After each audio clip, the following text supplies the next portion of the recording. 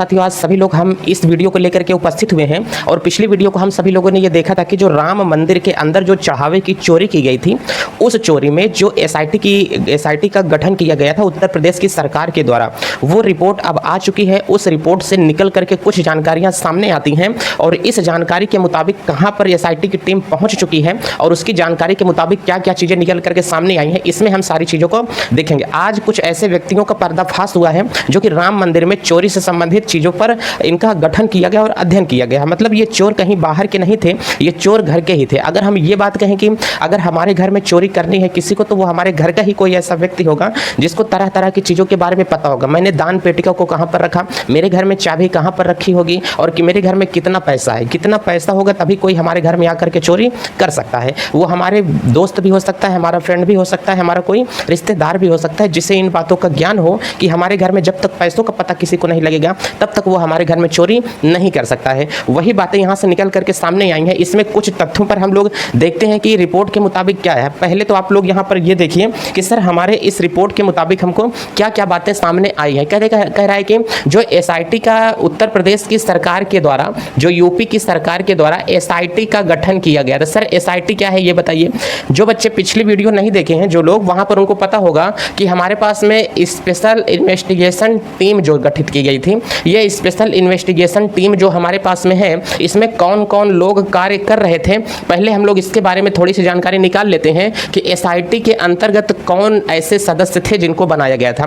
तो अब आप लोगों के सामने ऐसे लोग उपस्थित हैं जो कि एसआईटी टीम के अंदर ये काम कर रहे हैं। नंबर एक नाम क्या है, विश्वास पंत है, दूसरा क्या है, शिव कुमार जी हैं, और तीसरा जो यहीं पर है, इनकी तस्वीर आपको सामने निकल करके नहीं आई है, ये नील रतन कुमार हैं और ये यूपी के फाइनेंस एंड अकाउंट सर्विस के हैं। चलिए, तो यहाँ से ये 3 सदस्य में एसआईटी का गठन किया गया है। इनके द्वारा यहाँ से 6 दिन में जांच पड़ताल की गई और 6 दिन में जांच पड़ताल करने के बाद में 15 पन्नों की एक रिपोर्ट तैयार कर दी गई है और 15 पन्नों की रिपोर्ट तैयार करने के बाद में उसमें जो भी जांच पड़ताल के बाद में निकला है, वो रिपोर्ट यूपी सरकार को पूरी तरीके से सौंप दिया गया है। अब यूपी सरकार का इन लोगों के ऊपर क्या आरोप होगा, क्या एक्शन होगा, इसको आइए हम लोग यहाँ से समझ करके चलते हैं। तो पहली बात है, तो यहाँ पर आप लोगों को बता दिया गया कि सर ये हमारे पास में कह रहा है कि एसआईटी रिपोर्ट में कुछ कर्मचारियों की संपत्ति में पिछले वर्षों में बहुत बड़ा बदलाव हुआ है।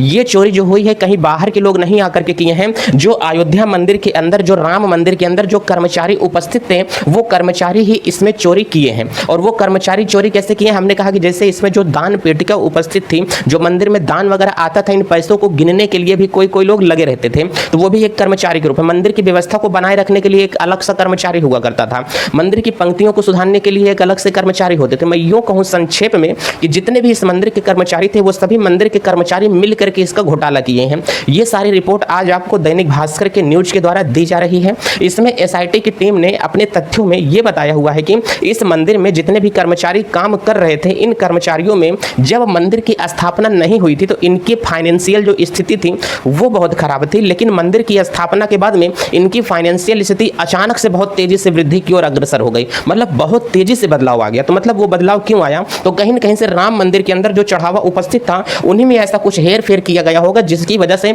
इन लोगों की स्थितियों में सुधार आया। एसआईटी की रिपोर्ट के मुताबिक यहाँ पर यह भी जांच निकल करके सामने आ रही है। एसआईटी की रिपोर्ट में यह बताया जाता है कि जो इस मंदिर में काम करने वाले लोग थे, इनके रिश्तेदार, इनके भांजे, इनके भतीजे और इनके अगैरह वगैरह जो भी संबंधित लोग थे, वो आपस में जमीन बहुत ज्यादा खरीदने शुरू कर दिए थे। जब इनकी फाइनेंशियल स्थिति सही नहीं थी तो ये जमीन खरीदना कैसे शुरू कर दिए? मतलब पैसा को इन्वेस्ट करना ये लोग शुरू कर दिए, कहीं ना कहीं पैसे को फंसाना शुरू कर दिए थे।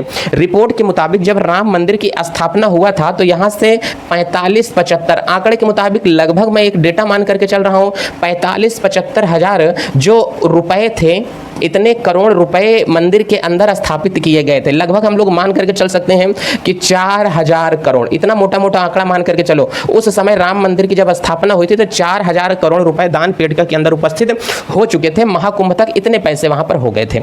अब इसमें से जो 200 करोड़ की चोरी का आरोप लग रहा है, वो इन लोगों के ऊपर लग रहा है, लेकिन अभी तक एसआईटी की रिपोर्ट जो आई हुई है उसमें केवल 2 करोड़ रुपए का ही जायजा मिला जा रहा है कि 2 करोड़ रुपए की हेराफेरी हुई है। है, लेकिन मामला कितने का है, 198 करोड़ रुपए अभी भी मंदिर से गायब हैं। उस 198 करोड़ रुपए की जांच सामने नहीं आई है। और थोड़ा सा हम लोग यहीं से आगे देख करके चलते हैं, तो यहां पर कह रहा है कि कर्मचारियों की नियुक्ति प्रक्रिया में जो एसआईटी की रिपोर्ट आई है उसमें यह कहा जा रहा है कि इनकी जो नियुक्ति किया गया था इसमें भी बहुत ज्यादा हेर फेर हुआ है, मतलब नाम किसी का लिया गया था। यहां पर इन लोगों का मानना है कि जांच में यह भी पाया गया कि भक्तों की संख्या बढ़ी। अच्छा, जब इन लोगों से भाई साहब वहां पर कुछ लोगों को एकत्रित किया गया, और वो एकत्रित किन किन को लोगों को किया गया, किसके किसके ऊपर पूरा संदेह यहां पर जताया जा रहा है, संदेह पूरा का पूरा इन 5 लोगों के ऊपर संदेह जताया जा रहा है। पहला कौन है, चंपत राय है, ये राम मंदिर ट्रस्ट के महासचिव हैं। इनका मुख्य कार्य क्या है, दान का मुख्य प्रबंधन और कर्मचारियों की नियुक्ति, निर्माण और संबंधित कार्यों की क्या है, देख रेख करना। राम मंदिर के अंदर इन लोगों को जो कार्य है।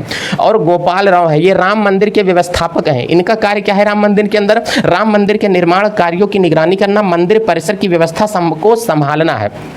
राम मंदिर में जो कार्य होता रहता है निरंतर, उसको ये वहां पर क्या करते हैं, संभालते हैं। और यहां से एक है डॉक्टर अनिल मिश्रा। ये डॉक्टर अनिल मिश्रा क्या है, राम मंदिर ट्रस्ट के संस्थापक सदस्य हैं। इनकी जिम्मेदारी क्या है, राम मंदिर के निर्माण कार्यों को देखना, दान पुण्य पर नजर रखना। और यहीं से एक है राम शंकर यादव, इनका नाम जो है टिन्नू यादव भी है। इनके बारे में हम लोग पिछले वीडियो में भी देखे थे कि सबसे पहले जो जांच पड़ताल की गई थी वो इन्हीं के द्वारा, भाई साहब के द्वारा की गई थी। ये चंपत राय के बहुत करीबी हैं, ध्यान से देखना, ये चंपत राय के बहुत करीबी हैं। इनकी जिम्मेदारी क्या है, राम मंदिर के अंदर दान राशि की गिनती की ड्यूटी से जुड़ा हुआ था। मतलब जो दान राशि की गिनती की जाती थी, जो भी चढ़ावा वहां पर चढ़ता था, जो पैसे चढ़ते थे, उसकी ये क्या करते थे, गिनती करते थे। और आरोप इनका क्या है, 8 महीने के सीसीटीवी फुटेज डिलीट करवा दिए हैं भाई साहब। जो पिछले 8 में, मतलब ये चोरी किसी एक दिन में नहीं हुई है, ये लगातार चोरी निरंतर होती हुई चली जा रही है। जैसे आप लोगों ने देखा होगा ना, एक नर्स थी, वो अपने 3 पतियों से वो शादी करती थी। उसका शादी करने का मकसद केवल क्या था कि अलग अलग लड़कों से शादी करो, शादी करने के बाद में उनकी संपत्ति को हथियाने के बाद में उस लड़के को मार डालो,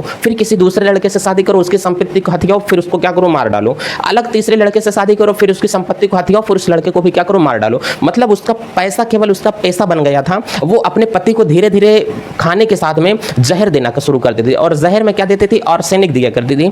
आर्सेनिक किसी व्यक्ति को लगातार दिया जाए तो लगातार 4 से 5 महीने के भीतर में एक थोड़ी मात्रा में दिया जाता है, तो वो व्यक्ति आर्सेनिक को धीरे धीरे खाते उसको ऐसी बीमारी हो जाती है कि दुनिया का कोई भी डॉक्टर या कोई भी दवा नहीं ठीक कर सकती है। वो 4-6 महीने के बाद अब मीठे पॉइजन के कारण वो मर ही जाएगा। वही यहाँ पर इस राम मंदिर के अंदर भी हुआ है, राम लला के मंदिर के अंदर भी यही हुआ है कि ये चोरी किसी एक दिन में नहीं हुई है, बल्कि लगातार ये चोरियां ऐसी होती हुई चली गई हैं। मतलब इसकी भनक किसी को नहीं लग पाई कि यार राम मंदिर के अंदर चोरी हुई है, जहां पर लोगों को बहुत ज्यादा आस्था है, बहुत बड़ा विश्वास है। मतलब जहां से नेपाल से भी भगवान राम के लिए चढ़ावा आया, भारत के इस तरीके से कलमुहे इंसान हैं जो कि पूरी तरीके से राम मंदिर को ध्वस्त करने के एकदम सपना बगा रहे थे। राम मंदिर के, राम भगवान के घर को तोड़ करके खुद का घर बनाने वाले, क्या कहीं से इस तरीके से तुम सांत्वना पा सको कि तुम्हारे बच्चे क्या इस तरीके के रह पाएंगे संतुष्टि पूर्वक। यहीं पर कहें कि सोमेश आनंद है, ये गोपाल राव का रिश्ते में भतीजा लगता है। ठीक है, ये ध्यान से देखो, ये गोपाल राव का रिश्ते में क्या लगता है, यहां से भतीजा लगता है। इनकी जिम्मेदारी क्या थी, व्हील चेयर सेवा का प्रभारी था। जो व्हील चेयर पर लोग थे उनके प्रभावी यहाँ पे हुआ थे। आरोप इनका क्या था कि मंदिर परिसर की व्यवस्था में दखल। ठीक है, अब यहाँ से हम लोग देखते हैं कि आगे हमारे पास में क्या चीज़ें निकल करके सामने आती हैं। तो यही यहाँ पर बताया जा रहा है कि जो मंदिर के अंदर जो भी चोरियाँ हमारे पास में हुई हैं, वो कोई बाहर की चोरियाँ नहीं किया है, वो इसके घर के ही लोग यहाँ पर मंदिर के अंदर चोरी किए हैं। और ये चोरियाँ लगातार 1 साल से निरंतर होती हुई चली हैं। पैसों की चोरी तो हुई है। जरा देखो, इन लोगों से जब सामने बात पूछा जाता है, SIT की टीम इन लोगों से लगातार बातचीत करने के दौरान जब इन लोगों से पूछती है, तो SIT टीम अपना काम कैसे करती है, ये देखो। पहले 15 जून को जो SIT ने 6 दिन में क्या क्या किया है, इसको हम लोग जानते हैं। 15 जून में SIT ने श्री राम जन्मभूमि के तीर्थ क्षेत्र के ट्रस्ट के महासचिव चंपत राय, यहां से देखो, चंपत राय और आमंत्रित सदस्य गोपाल राव से जानकारी ली। 8 के जवाब क्रॉस चेक किया गया। मतलब लोगों से अलग अलग पूछताछ किया गया, फिर देखा गया कि कहीं ये क्या बता रहे हैं, ये क्या बता रहे हैं। जैसे मैंने कहा, मेरा फ़ोन तुम चोरी कर लेते हो, तुम्हारे साथ में एक मित्र और होता है, मैं उससे पूछता हूँ तो वो कहता है कि मेरा फ़ोन रोड पर गिरा हुआ पाया था, और वहीं पर दूसरा मित्र है वो कहता है कि मेरा फ़ोन नाले में गिरा हुआ पाया। तो मतलब ये है कि दोनों लोगों का जवाब जब अलग अलग मिल रहा है तो दोनों लोग झूठ बोल रहे हो, इसका मतलब फ़ोन चोरी किया गया है। वहीं यहाँ से सामने निकल करके आया है कि यहाँ पर टिन्नी यादव से पूछा गया, अनिल यादव से पूछा गया, तो इन लोगों के जवाबों में हेर फेर पाया जाता है। 19 जून को चंपत राय, डॉक्टर अनिल मिश्रा और राम मंदिर के निर्माण के प्रभारी गोपाल राव से अलग अलग पूछताछ हुई और स्टेट बैंक के शाखा प्रबंधक और कैशियर से भी पूछताछ हुई। एसआईटी की टीम 15 जून से काम कर रही है। 20 जून तक एसआईटी टीम काम की। टीम ने सभी आरोपियों और संदिग्धों के बैंक खातों की जानकारी इकट्ठा की, सबूत जुटाए। जांच के बाद सारे सबूत अपने साथ लेकर के लखनऊ टीम रवाना हो जाती है। ये है बड़े सवाल जो एसआईटी की टीम ने इन लोगों से पूछा। और आरोपों के घेरे में कौन कौन लोग यहां से उपस्थित हैं? आरोपों के घेरे में ये लोग उपस्थित हैं। इन्हीं लोगों का चेहरा सामने आ रहा है कि राम मंदिर में जो चोरी के आरोप वो लग रहे हैं वो ये कर्मचारी हैं और वहीं पर काम करने वाले लोगों के ऊपर आरोप लगाए जा रहे हैं। ऐसा मानना है कि इन लोगों की फाइनेंशियल स्थिति पहले नहीं सही थी, लेकिन जब राम मंदिर में काम करने के बाद में अचानक से इनकी फाइनेंशियल स्थिति बहुत ज्यादा भाई साहब सुधरना शुरू हो जाती है। अभी एकदम पुख्ता प्रमाण नहीं मिला है कि किन लोगों ने कितने की चोरी की है, क्या क्या हुआ है, लेकिन मजे की बात यह है कि भाई 8 महीने के सीसीटीवी फुटेज डिलीट क्यों करवाए गए। अब इस बड़े बयान पर योगी सरकार का बड़ा एक्शन क्या हो सकता है, योगी सरकार क्या काम कर सकती है, योगी सरकार क्या सजा दे सकती है ऐसे लोगों को। और यहां से एसआईटी की जो रिपोर्ट है अभी वो ऑफिशियल नेट पर अपलोड नहीं की गई है, वो सूचनाओं के मुताबिक ये सारी रिपोर्टें सामने निकल करके आ रही हैं। और एक छोटी सी बात हम लोग यहां से देख लेते हैं। यहां पर कह रहे हैं कि हमारे पास में देखो, अब कुछ लोगों की यहाँ पर ये डिमांड भी है कि भाई साहब ये है हमारे अरविंद कुमार जैन जी हैं, ये पूर्व डीजीपी हैं। जांच सीबीआई जैसी एजेंसी को सौंपने की मांग हो रही है। सभी लोगों का कहना है कि इस मामले को सीबीआई को सौंप देना चाहिए, वो पूरी तरीके से जांच पड़ताल को निकाल लेती है। इस मामले में मुकदमा दर्ज होना चाहिए, एक आपराधिक कृत्य हुआ है, यह कितने समय से चल रहा है इसकी पूरी जानकारी सामने आनी चाहिए। मामले की सीबीआई जैसी एजेंसी को सौंप देना चाहिए। ये पूर्व डीजीपी हैं, इनका यह कहना है कि इस मामले को सीबीआई को सौंपो और सीबीआई इस बात को पता करे कि ये कितने महीनों से ये कांड चल रहा था और जो भी कथन या रिपोर्ट सामने निकल करके आती है उस रिपोर्ट को सार्वजनिक किया जाए, जनता तक उस रिपोर्ट को दिखाया जाए। आपराधिक कृत्य हुआ है, कितने समय से चल रहा है, इसकी पूरी जानकारी को एकदम सार्वजनिक कर देना चाहिए और पूरे मुद्दे को सीबीआई को दे देना चाहिए। वहीं पर धर्मदास हैं, ये हनुमानगढ़ी के महंत हैं। इनका कहना है कि अभी तक जितनी भी जांच पड़ताल चल रही है ये मात्र केवल एक खिलवाड़ चल रहा है यूपी में, ये कोई जांच पड़ताल नहीं चल रही है। पैसा कहां गया, इस 200 करोड़ कहां गया, इस मामले को सार्वजनिक करना होगा और उसका इस्तेमाल कहां हुआ, इस मामले को सार्वजनिक करना होगा और पैसे में कोई गड़बड़ी हुआ है, दुरुपयोग हुआ है, सब मामले को सार्वजनिक करना चाहिए। शिला पूजन के समय से ही एसआईटी जांच करे कि उस समय शिला पूजन जब मंदिर का हुआ था तब से लेकर के आज तक का पैसा कहां गया। वहीं संजय सिंह जी हैं, ये राज्यसभा के सांसद है, आम आदमी पार्टी के हैं। इनका मामला है कि मामले में सामने आए तथ्यों की बरामदी और सबूतों के बावजूद अब तक जिम्मेदार लोगों के खिलाफ कोई कार्रवाई नहीं की गई। इस मामले में श्री राम जन्मभूमि थाना क्षेत्र में तहरीर भेजकर एफआईआर दर्ज कराने की मांग की गई है। मतलब उस मंदिर के अंदर देखो कितनी बड़ी चोरी हो जा रही है। जो मंदिर लोगों का आस्था है, जो मंदिर लोगों को विश्वास से कहा जाता था कि इस मंदिर को हम ताजमहल से भी पीछे छोड़ देंगे,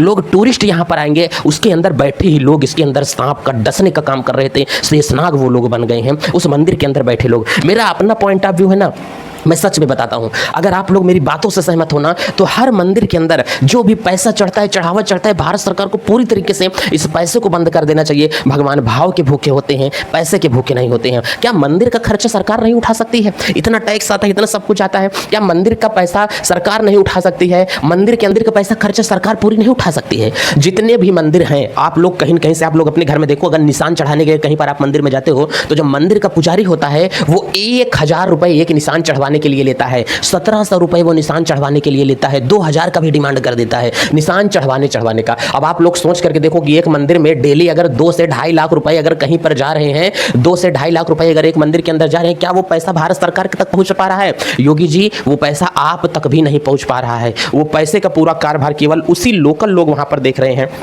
हर मंदिर की जिम्मेदारी भारत सरकार को लेनी चाहिए कि वहां की जितनी देखरेख है मंदिरों की जिम्मेदारी सरकार ले और वहां पर हर मंदिरों पर चढ़ावा बंद कर देना चाहिए पूरी तरीके से। पता है राम मंदिर के लला के आरोप में यहां पर जो सोने चांदी की छोटी छोटी रामलला की मूर्तियां थी ना, वो मूर्तियां भी गायब हो गई हैं, ऐसा आरोपों में जताया जा रहा है, ऐसा न्यूज के द्वारा दिखाया जा रहा है। जो भी न्यूज आपके सामने लेके आई गई सब भारत भास्कर के द्वारा ही सारी न्यूज आपको दी जा रही है। लेकिन रामलला के अंदर जो छोटी छोटी मूर्तियां थी, सोने चांदी गहने थे, वो भी चोरी हो गया है। और 200 किलो की जो चांदी की ईंट थी वो ईंट भी इस मंदिर के अंदर गायब हो गई है। कहां गया जी? हमारा मानना है कि मंदिर के अंदर सभी चढ़ावे बंद कर देने चाहिए। तो देखा जाए, क्योंकि आजकल मंदिर के अंदर जितने कर्मचारी हैं, मंदिर का पूरा पैसा केवल इनके घर में लग रहा है, मंदिर के पूरे पैसे से ये जमीन ले रहे हैं, मंदिर के पूरे पैसे से अपने बच्चों को विदेशों में पढ़ा रहे हैं और आम नागरिक जाकर के परेशान होता रहता है।